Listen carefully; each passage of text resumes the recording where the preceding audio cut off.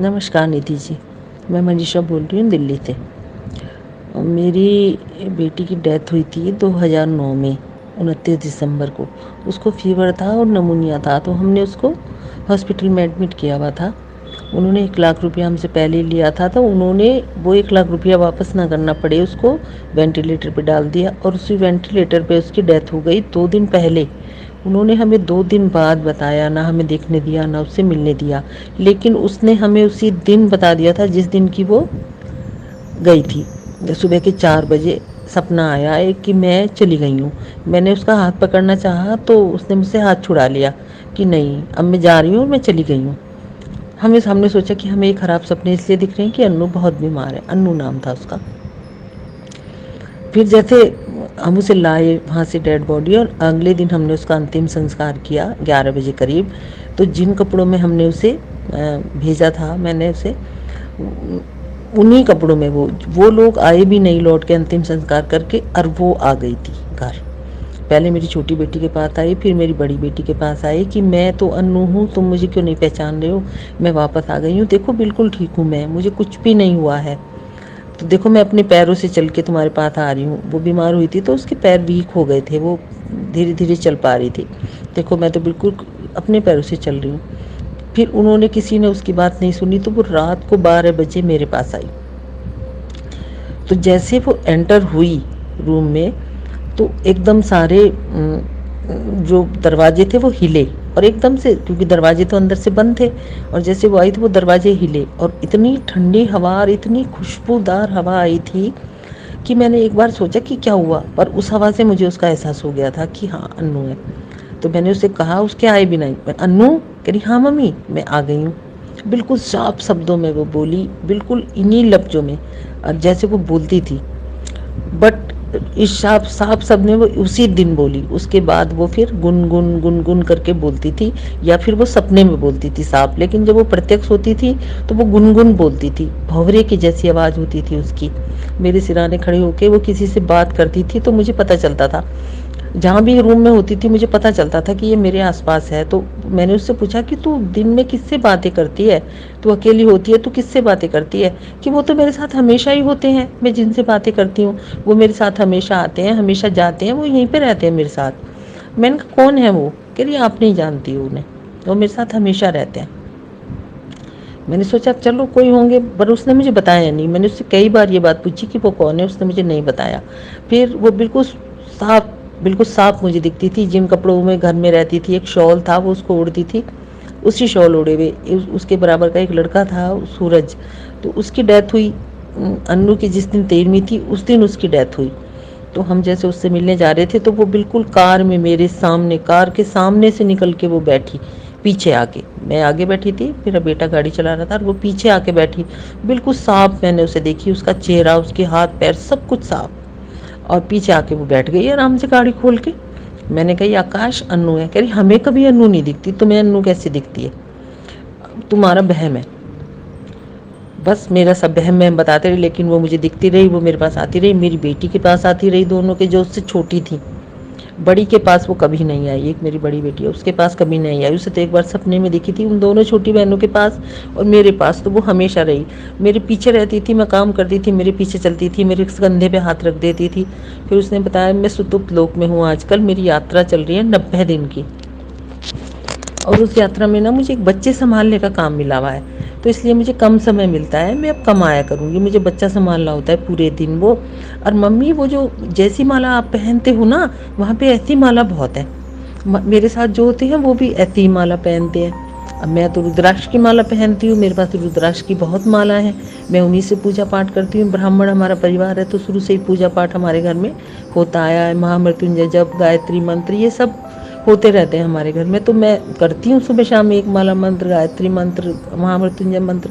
तो उसने मुझे ये भी बताया कि वहाँ पे रुद्राक्ष है, और वो जो उसके साथ है वो रुद्राक्ष पहनते हैं। और उसने मुझे एक बात ये बताई कि वहाँ पे सब है, नदी भी है, पानी भी है, और घर भी हैं, बट वहाँ पे खाना नहीं है। जो खाना आप बनाते हो ना, ये वाला खाना वहाँ पर नहीं मिलता है, तो आप मेरे को खाना बना दिया करो। तो मैं तब से उसका खाना देती हूँ, रोज़ दोनों टाइम, आज भी देती हूँ।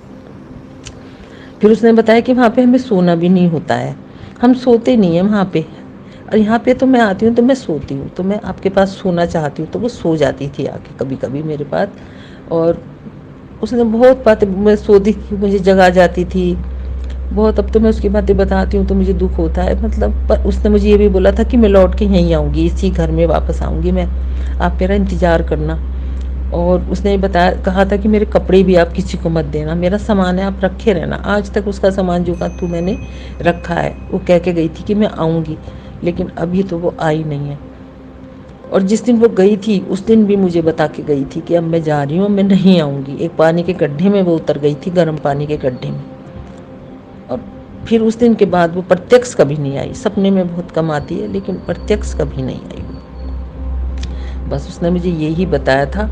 और उसने मुझे, आप जब सब लोग, मैं ऐसी ऐसी जो देखती हूँ और भी चैनल हैं उनकी वीडियो भी मैं देखती हूँ कि ना आत्मा छू सकती है, ना आत्मा बोल सकती है, ना आत्मा देख सकती है, ना आत्मा खाती है, वो सब कुछ करती थी। मैं उसे छूती भी थी, वो बोलती भी थी, वो मुझे अपनी दुख परेशानी भी बताती थी, वो खुश भी होती थी, वो गले भी लगती थी और मुझे उसका ठंडा और गर्म शरीर भी पता चलता था। अब राम जाने वो ऐसा क्या था कि वो मेरे साथ सब कुछ करती थी, सोती बैठती थी, सब कुछ जैसे वो पहले थी। मैं उसका दुख ही भूल गई थी कि वो मर गई है।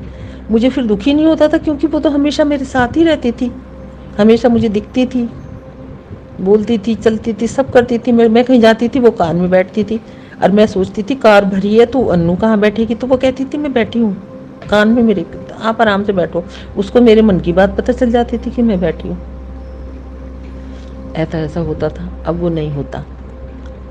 अब पता नहीं ऐसा क्या था कि वो इतने दिनों तक यहीं रही और इतने दिनों उसने मुझे सारा ज्ञान दिया। उसके बाद ही मैं इतनी और पूजा पाठ में, ऐसे चैनलों में ये सब किताबें, ऐसी ऐसी किताबें मैं बहुत पढ़ती हूँ जो आप ये बताती हैं ना, जीवात्मा जगत के नियम, ये सब पढ़ती हूँ मैं। तभी से मैं लग गई थी। मैं तो वो भी लाई थी, उन्होंने बताया था सुतुप्त लोक में हूँ मैं, तो मैं गरुड़ पुराण लाई थी, मैंने उसमें पढ़ा था कि उसमें सुतुप्त लोक है। बस मैम यही उसकी स्टोरी है। अगर आपको कुछ और पूछना हो तो आप मुझसे पूछ लेना। बस उसका सब सामान मैंने संभाल के रखा है। वो कह के गई थी कि मैं लौटूंगी, मैं वही इंतज़ार कर रही हूँ। Thank you. आपका चैनल अगर पहले होता तो हमें भी ज्ञान होता, हम कुछ और उसे लाभ दे पाते या उससे और लाभ कुछ ले पाते बच्ची से।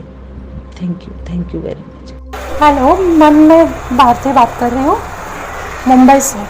मैम मैं आपका वीडियो जब मेरी लड़के की डेथ होगी उसके चौथे पाँचवें दिन से सुन रही हूँ, और मैं ये सब सुन के ना, बहुत कुछ बातें आपने जो बताई वो सब बातें मुझे, मैं खुद अनुभव की हुई कि सच्ची बातें। मैम मेरे लड़के का 15/5/19 में एक्सीडेंट हुआ, बाइक से एक्सीडेंट हुआ पूना में। मैं रहती हूँ मुंबई। तो जब उसका एक्सीडेंट होने से पहले मैम वो घर पे कुछ अलग ही हो रहा था। जैसे कि ना वो पुणे से मुंबई आया, मेरे साथ, भाई लोगों के साथ और फ्रेंड्स के साथ भी अलग ही बिहेव करता था। जैसे कि इतना प्यार से बात कर रहा था, पहले तो ऐसे नहीं कर रहा था। जैसे कि उसको सब पता है अभी मैं ज़्यादा दिन नहीं, और बोलते बोलते मुझे एक बार बोला भी, मम्मी मैं ऐसे भी जाने वाला हूँ, मैं मरने वाला हूँ, ज़्यादा दिन नहीं हूँ। तो फिर मैं बोली ऐसे ही बोल रहा होगा ऐसे। फिर बाद में मैं ज़्यादा ध्यान नहीं दी और मैं पूना गया। वहाँ से वो दोस्त उसके फ्रेंड के शादी में गया। वहाँ पे भी वो फ्रेंड लोगों को जाने के टाइम पे बोला मैं अभी ज़्यादा दिन नहीं, यहाँ पे खाली 7 दिन है। और मैम ऐसे हुआ, 7वें दिन पे उसका एक्सीडेंट हुआ।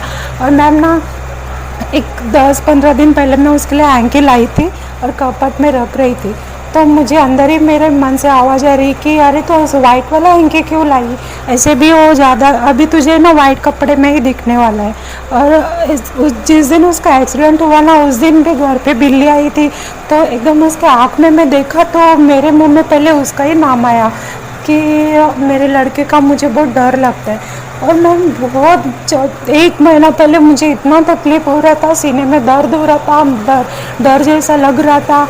और वो पूना था इसलिए मुझे बार बार ऐसे लग रहा था मैं भागूँ, उसको देखूँ, वो मुझे मिलने वाला नहीं, मैं जाऊँ उसके पास, मुझे जाना है, उसको देखना है सब। और थैंक्स मैम, आपकी वजह से मैं आपका वीडियो सुन के मैं तब से थोड़ा कॉन्फिडेंस बढ़ गया। और मैम मैं भी एक साइकिक मीडियम के पास जाके देखी थी ना, तो उन्होंने इतना ही बताया कि आपका लड़का ठीक है, अभी 4थे लोग पे है। बस मैम आज चाहिए तो आप यूट्यूब पे मत डालो, लेकिन मुझे इसके बारे में कुछ तो रिप्लाई दो। Thanks ma'am.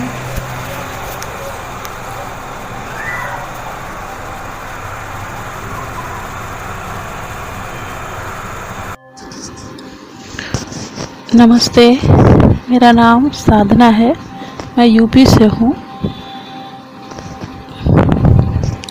दीदी, आपके वीडियो मैंने देखे, काफ़ी समय से मैं आपको फॉलो कर रही हूँ।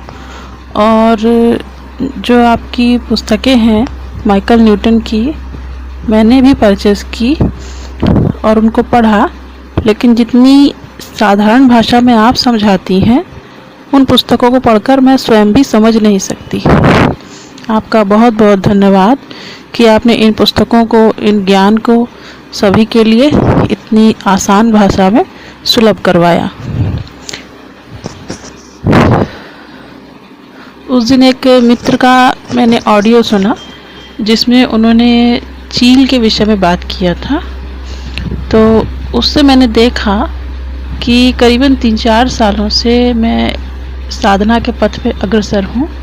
और जब मैं सुबह ध्यान के लिए जाती हूँ ऊपर अपने टेरेस पे, तो मैं देखती हूँ कि जहाँ मैं ध्यान करती हूँ ठीक उसके पास में एक जगह एक चील ने अपना घोंसला बनाया हुआ है, और मैं उसको प्रायः ही देखा करती हूँ। तकरीबन 2 साल से मैं उसको देख ही रही हूँ।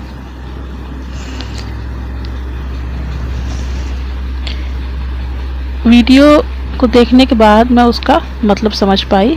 इसके लिए मैं आपके लिए बहुत बहुत आभारी हूँ।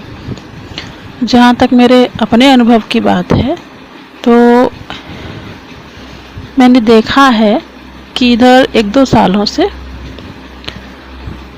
मुझे ऐसा लगता है जैसे कि कोई हमेशा मेरी मदद के लिए तत्पर रहता है। मैं शिव भक्त हूँ, उनमें मेरी श्रद्धा है। मैं देखती हूँ इधर करीबन काफ़ी समय से कबूतरों का एक जोड़ा प्रायः ही मेरे आसपास रहता है। मैं कहीं भी जाऊँ, किसी भी जगह, आउटडोर या इंडोर, ये मेरे आसपास मंडराते ही रहते हैं।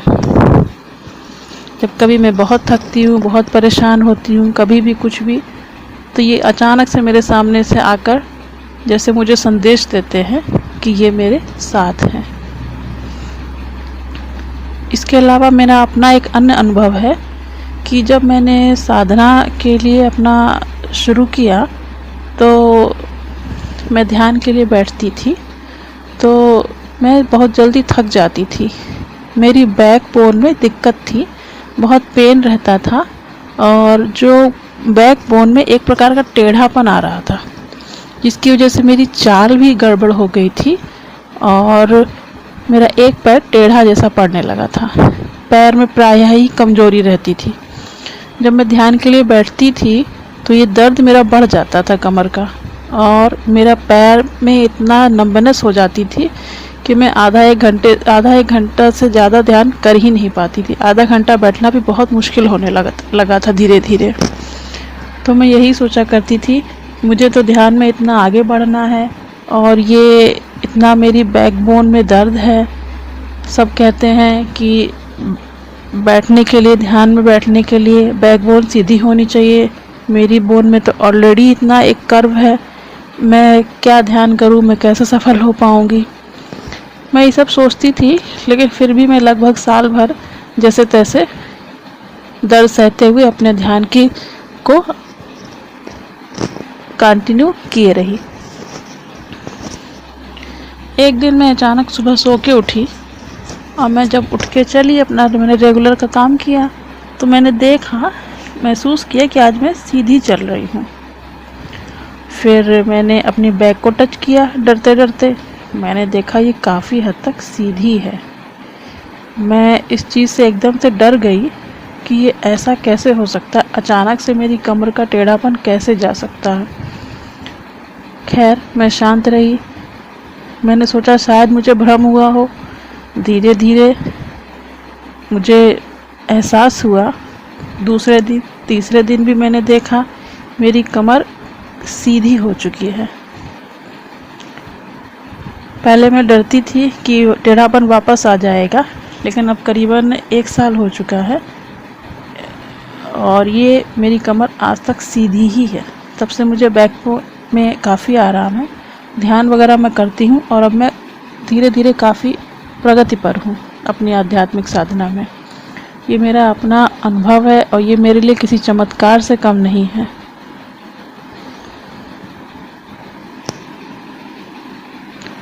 दीदी, आपका बहुत बहुत धन्यवाद।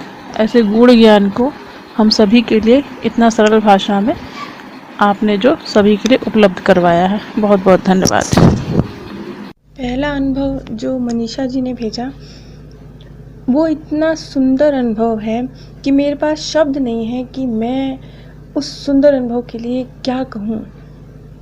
मनीषा जी ने जो एक बात बोली कि उनकी बेटी ने उनसे कहा कि मैं वहाँ बच्चे संभालती हूँ इसलिए मैं अधिक नहीं आ पाऊँगी। अगर जो लोग मेरे से शुरू से जुड़े हुए हैं, आत्माओं की महायात्रा पार्ट 1, इसमें मैंने एक्यूबेटर मदर के नाम से जिन आत्माओं को जाना जाता है उनके विषय में शायद 1 या 2 वीडियोस बनाई हैं, जिसमें मैंने उन आत्माओं की चर्चा की है जो आत्माएं बस नवसृजित आत्माएं होती हैं, उनको संभालने का कार्य करती हैं, जिन्हें एक्यूबेटर मदर कहा जाता है।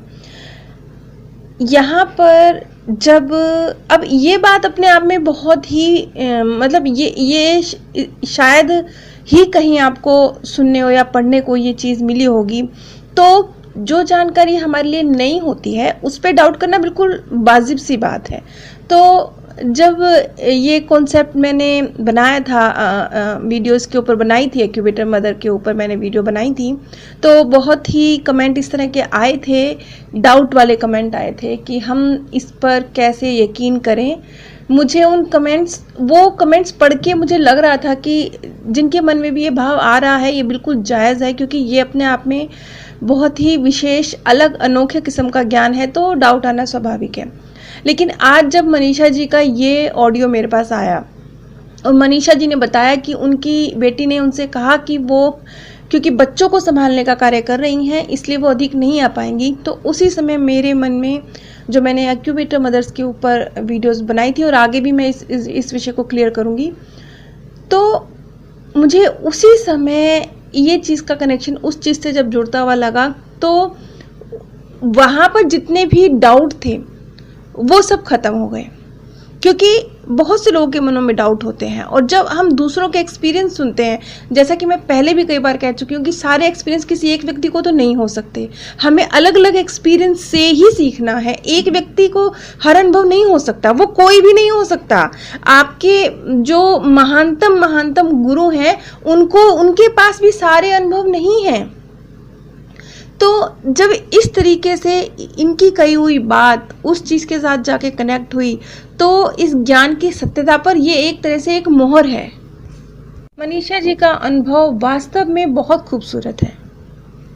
और इसके बाद मालती जी ने जो अपना अनुभव भेजा, जिसमें उन्होंने जिक्र किया कि एक्सीडेंट में उनके संतान का स्वर्गवास हुआ, लेकिन गुजरने से 1-2 महीने पहले ही कभी अपने दोस्तों से और कभी अपनी माता से चर्चा करते हुए उनके बेटे ने इस तरह की बातें करनी शुरू कर दी थी कि वक्त थोड़ा है, मैं जल्दी चला जाऊंगा। इस तरह की बातें उसने जब वो जीवित था और स्वस्थ था तभी करनी शुरू कर दी थी।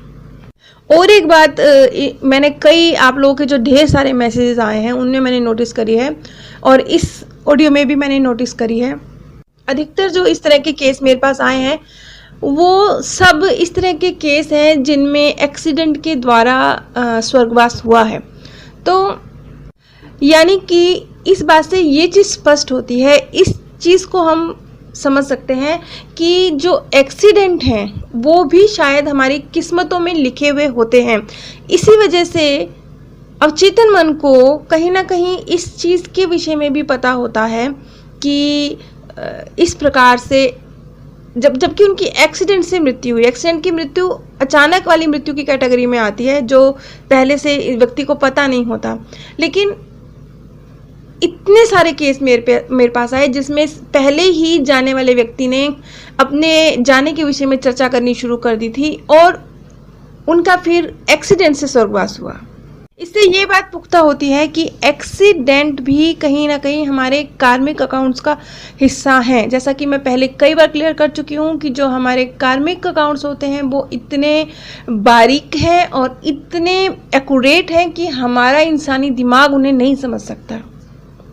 पहले इस विषय में मेरे विचार कुछ अलग थे, लेकिन आज जब मैं इतने सारे मैसेजेस, खासतौर पे जो एक्सीडेंट से मृत्यु हुई हैं, उनके ऊपर इस तरह के अनुभव पढ़ रही हूँ कि पहले से ही जाने वाले व्यक्तियों ने इस तरह की चर्चा शुरू कर दी थी, तो ये चीज़ पे एक तरह से मुहर लग रही है कि जो एक्सीडेंट होते हैं वो भी शायद किस्मतों का ही एक पार्ट होते हैं। यहाँ पर मुझे भी एक केस याद आ रहा है जो मैंने टीवी पर ही देखा था, और उस केस को देखकर मैं बहुत हैरान भी थी।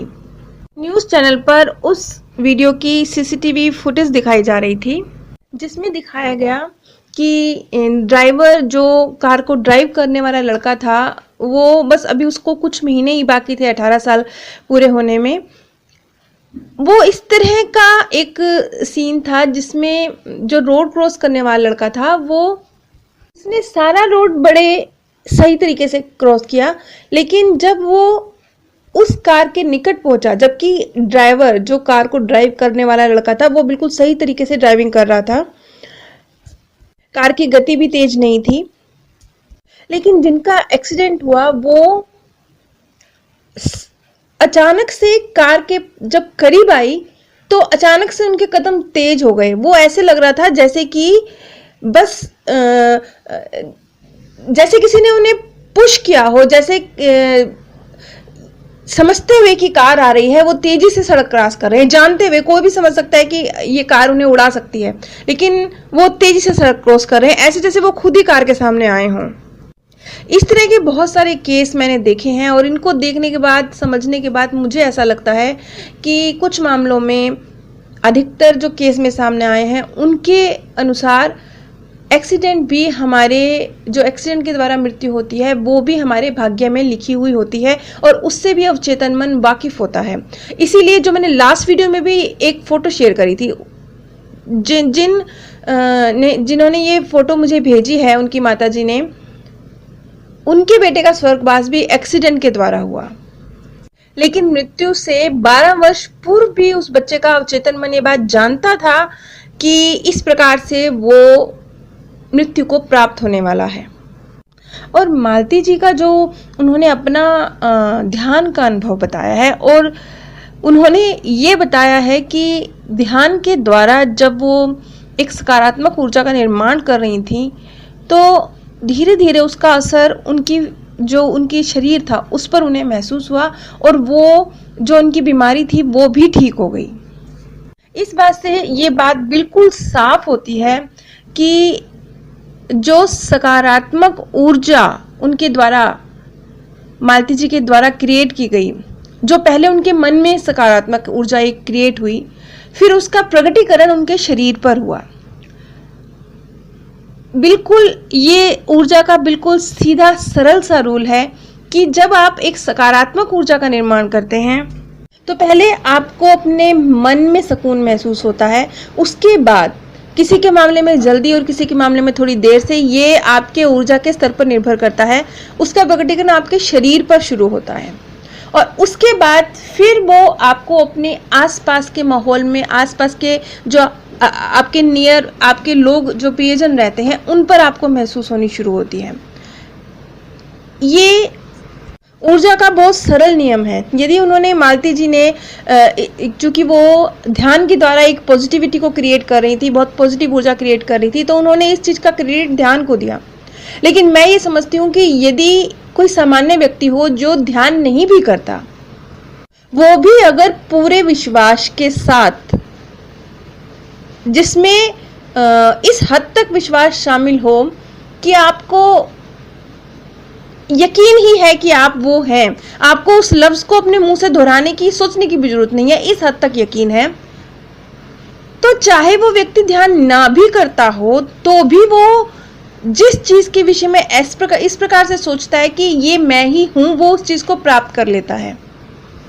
यदि आप अपने आप को आईने में देखकर ये कहते हैं कि मैं बहुत सुंदर हूँ, मैं बहुत स्वस्थ हूँ, तो चाहे आप ध्यान ना भी करते हो, लेकिन अगर वो ऊर्जा आप पूरे यकीन के साथ क्रिएट कर रहे हैं, ये एक शब्द नहीं है, ये आपका बिलीव है, आपको लगता है कि आप ऐसे ही हैं, तब वो ऊर्जा का प्रकटीकरण आपके शरीर पर होना शुरू हो जाएगा और आप एक स्वस्थ और खूबसूरत व्यक्ति बन जाएंगे। चाहे आप मेडिटेशन ना भी करते हो तो भी जो सकारात्मक ऊर्जा है वो अपना असर दिखाएगी, जैसा कि मालती जी के केस में हुआ और उन्होंने एक शारीरिक स्वास्थ्य को पाया बिना मेडिसिन के द्वारा, बिना किसी डॉक्टरी ट्रीटमेंट के द्वारा। ये अपने आप में जो हम पॉजिटिव ऊर्जा क्रिएट करते हैं उसका इतना स्पष्ट क्लियर उदाहरण है कि जब आपके द्वारा निर्मित की गई ऊर्जा में पावर होती है तो चाहे आप किसी ट्रीटमेंट का सहारा नहीं भी ले रहे हैं, किसी अन्य विधि का सहारा नहीं भी ले रहे हैं, तो भी वो पॉजिटिव ऊर्जा का असर आपके ऊपर होना शुरू हो जाता है। आप लोगों के बहुत बेहतरीन अनुभव मेरे पास आ रहे हैं जिनको सुनकर मैं खुद अचंभित हूँ, बहुत अचंभित हूँ कि कितने सुंदर एक्सपीरियंस आप लोगों के पास हैं। इसी प्रकार अपने ऑडियोज़ भेजते रहिए। मैं कोशिश करूँगी कि आप लोगों की सभी ऑडियोज़ को क्योंकि मैं जो आप लोगों के रिटर्न मैसेज आ रहे हैं उन्हें तो नहीं ले सकती, लेकिन जो ऑडियो के माध्यम से आ रहे हैं मैं उन्हें वीडियो के माध्यम से ज़रूर सबके साथ शेयर करूँगी, क्योंकि बहुत से लोग जो इस ज्ञान पर डाउट करते हैं उसमें बहुत सारे ऐसे लोग भी शामिल हैं जो इस चैनल को देखते हैं, इन वीडियोस को सुनते हैं, लेकिन इन पर डाउट करते हैं। आप लोगों के जो अनुभव हैं ये इस तरह के लोगों को एक तर्क प्रस्तुत करते हैं उनके सामने, उन्हें एक चिंतन मनन करने की वजह देते हैं, उन्हें इन बातों पर यकीन कर सकने की एक सबूत देते हैं। और ये सुंदर काम मेरी वीडियोस नहीं कर पा रही हैं। क्यों नहीं कर पा रही हैं? क्योंकि जैसा कि मैंने कहा, मैं ज्ञान के विषय में जब बताती हूँ तो जो चंद व्यक्ति जिनके अवचेतन मन पहले ही कहीं ना कहीं इस तरफ झुकाव लिए हुए हैं, जो इस ज्ञान को समझने वाले चंद विरले लोगों में से एक हैं, वो लोग तो यकीन कर पाते हैं, लेकिन बाकी लोग डाउट ही करते हैं। तो इस तरह के लोगों के जिनके मनों में डाउट है, आप लोगों के अनुभव उन डाउट्स को क्लियर करने का काम कर रहे हैं।